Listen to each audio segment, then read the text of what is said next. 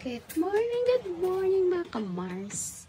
Ako ay magluluto ng chicken malupya. Magpapalambot ako ng manok.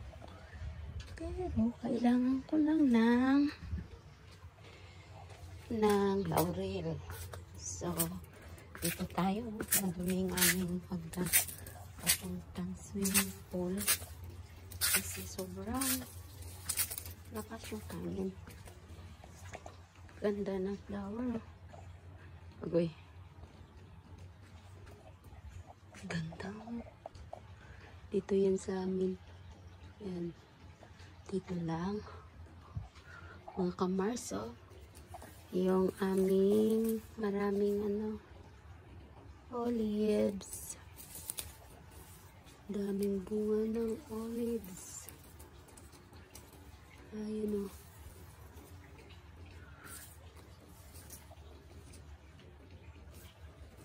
Parang grapes.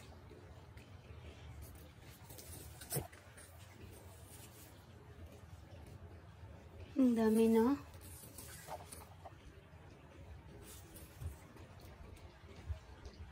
Ito mas maganda, madami. Yun, no? Uy, ito lang yan sa tabi ng swimming pool. Oh, harvestin na ito, harvestin na.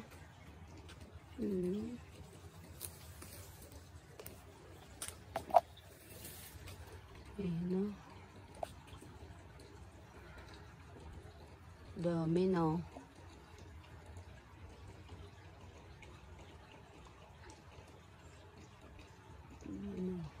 Ang iba is hinog na.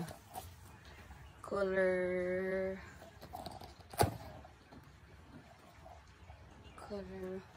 violet na. Ngayon lang yata hindi ako nagkaroon ng allergy.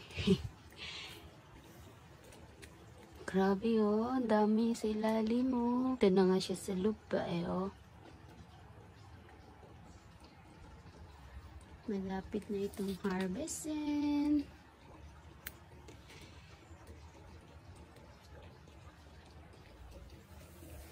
Ayun naman laylay sa lupa.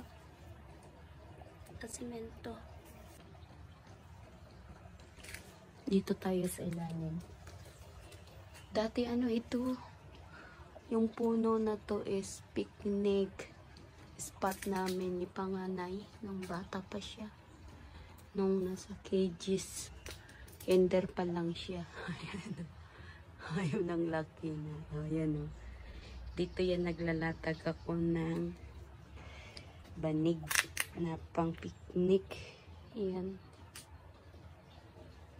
Baba lang kasi. Baba lang, oh. Marami na namang olive oil ang magawa nito. Uy. Parang may bumato sa akin, ah. So, anyways, puntahan natin ang ganda nito, oh. Puro na siya. Ayan.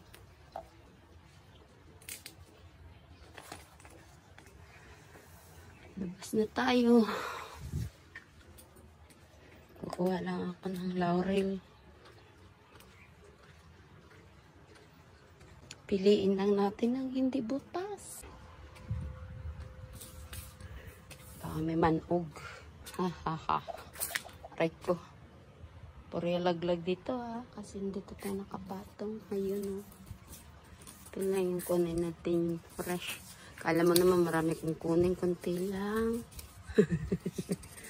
Mga 3 leaves. Yan lang, mga 3 or 3 leaves lang kasi matapang na ito. Ayun ang bahay namin. 3 lang. Ito kasi ang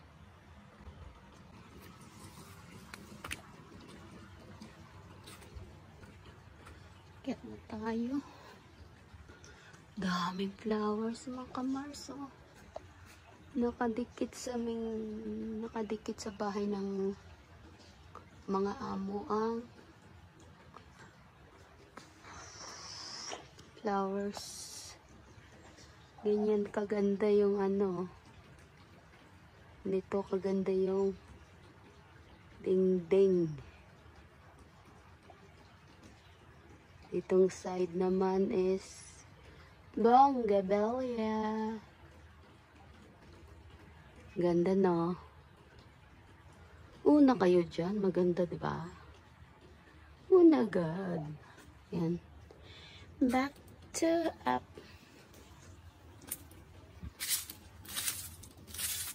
Hindi pa kasi sila nag-blower ng mga dahon. Ayan. So, bye-bye sa inyo mga ka-Mars, mga Pars. Grabe, ano na yung mga dahon. Ito hindi na nadiligan, nakaligtaan madiligan. Oh. Ayan, namatay na. Kasi iba ngayon taga-dilig eh. Yan na.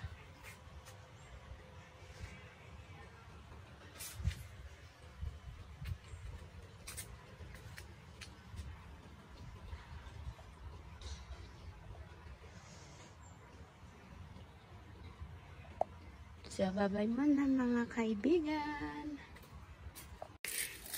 Hello mga ka-Mars, mga ka-Pars. Ayan yung kadugtong ng ating vlog nakaraan. Nag-harvest na pala sila dito ng olives. Hindi ko nakita. So, ito yung ginagawa ni mano-manong pag-harvest. Yan o.